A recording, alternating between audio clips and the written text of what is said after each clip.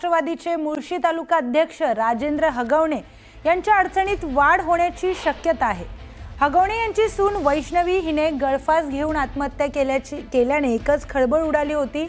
आता मयत वैष्णवीचा शवविच्छेदन अहवाल समोर आलाय। त्यामध्ये वैष्णवीला मृत्यूपूर्वी जबर मारहाण झाल्याची शक्यता वर्तवण्यात आली आहे।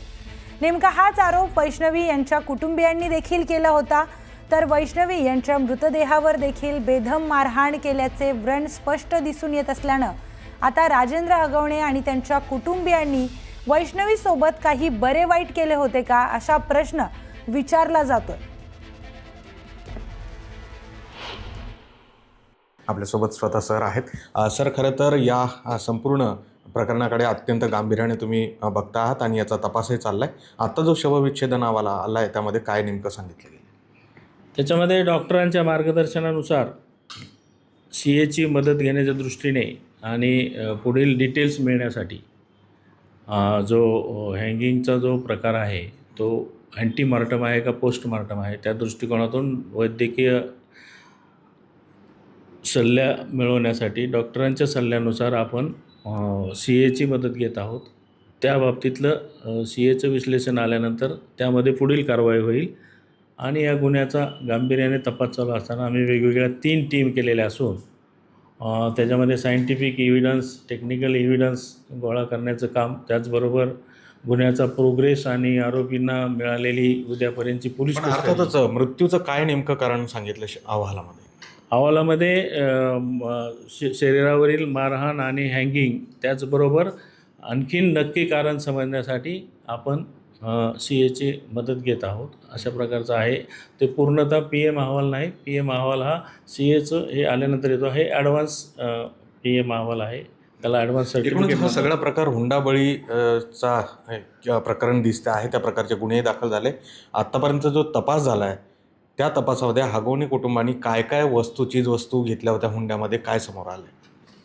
त्यांच्या फिर्यादीप्रमाणे एक 4 व्हीलर गाडी आहे आणि सोन्याचा एक उल्लेख आहे। त्याप्रमाणे फिर्यादीत घेतलेल्या उल्लेखाप्रमाणे जो हुंडाबळी किंवा 306 मानसिक त्रास, शारीरिक त्रास या दृष्टीने आपण जे फिर्यादीमध्ये म्हटलेलं आहे त्याप्रमाणे तपास चालू आहे। एकीकडे फिर्याद गुन्हा दाखल करायलाही दिरंगाई झाली, त्याचबरोबर आता राजेंद्र हगवणे स्वतः राजकीय नेते आहेत, अजित पवारांचे निकटवर्ती आहेत आणि म्हणून पोलिसांवर दबाव आहे आणि अजूनही ते मिळून येत नाही अशा प्रकारचा आरोप केला जातो।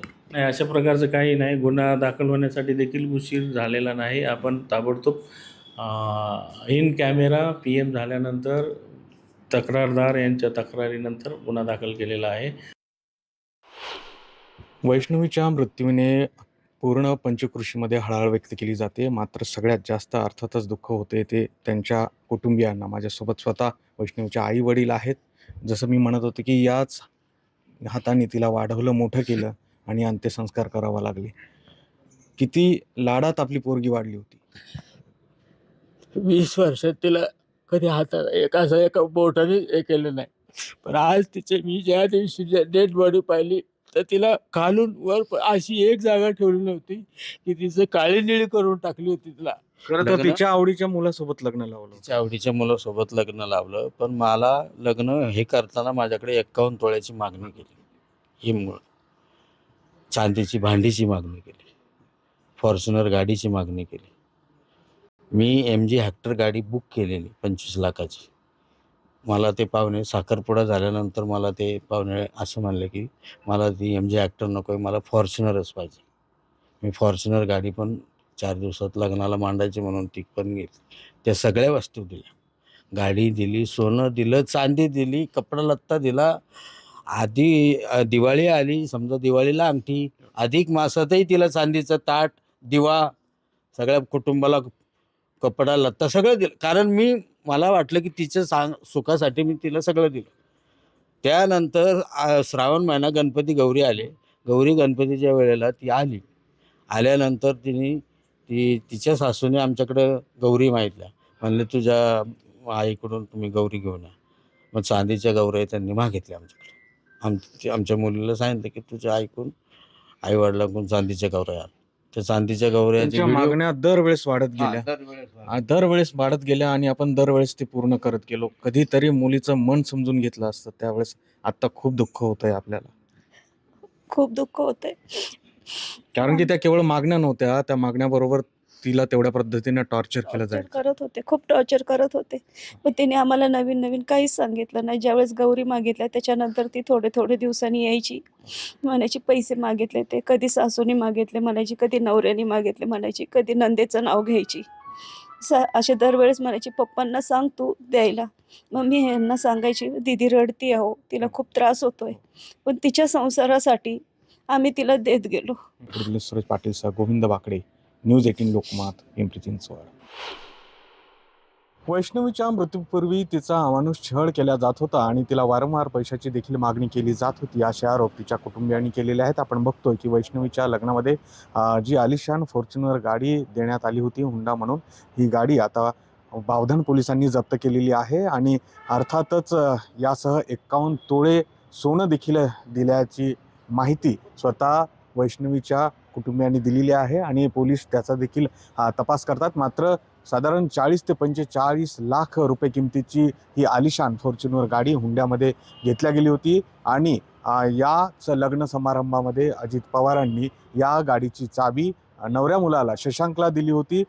तसे दृश्यही आपल्याला दिसून येतात. मात्र एकंदरीत जर बघितलं तर आता ह्या सगळ्या चीजवस्तू ज्या आहेत त्या जप्त करण्याचं काम बावधन पोलिसांनी सुरू केलेलं आहे आणि आरोपी जे राजेंद्र हगवणे आणि त्यांचा जो दुसरा मुलगा आहे त्याला शोधण्यासाठी बावधन पोलिसांचे 2 पथकं देखील रवाना झालेत. मात्र एकंदरीत बघितलं तर हे आलिशान गाडी असेल, चांदीच्या वस्तू असतील, 51 तोळे सोनं असेल, ह्या सगळ्या वस्तू दिल्यानंतरही मुलीचा सातत्याने छळ केला जात होता आणि वारंवार देखील तिला पैशाची मागणी केली जात होती, असा आरोप वैष्णवीच्या कुटुंबियांनी केला आणि या सगळ्याची जप्ती आता पोलिसांकडनं केली जाते. व्हिडिओ सुरेश पाटील सह गोविंद वाकडे, न्यूज 18 लोकमत, बावधन.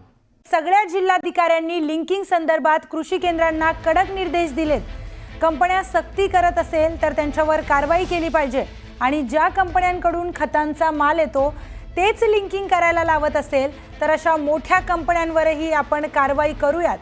लायसन्स रद्द करण्याचे देखील निर्देश आता मुख्यमंत्र्यांनी दिलेत.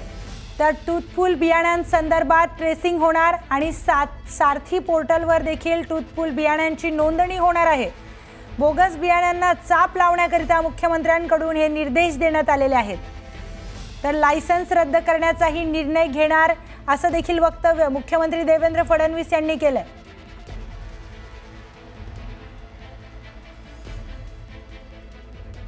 या संदर्भातील अधिक माहिती घेऊयात तुषार रुपणवार यांच्याकडून. तुषार, बोगस बियाण्यांबाबत मुख्यमंत्र्यांनी हे निर्देश दिलेले आहेत आणि कंपन्यांवर कडक कारवाई केली जाईल असं सुद्धा त्यांनी सांगितलेलं आहे, काय माहिती?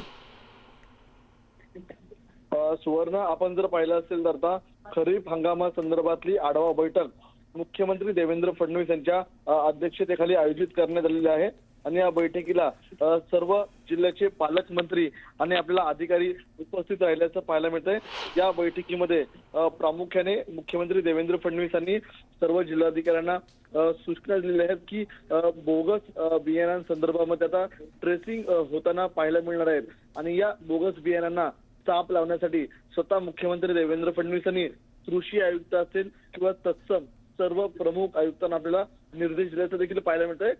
या आयुक्तांनी देखील मुख्यमंत्र्यांना दुजोरा दिलेला आहे. यापुढील काळामध्ये अशी जर बोगस बियाण्यांची कुठेही खरेदी विक्री सुरू असेल तर त्याला लगाम घातला जाईल आणि त्यांना शासन देखील करताना पाहायला मिळणार आहे.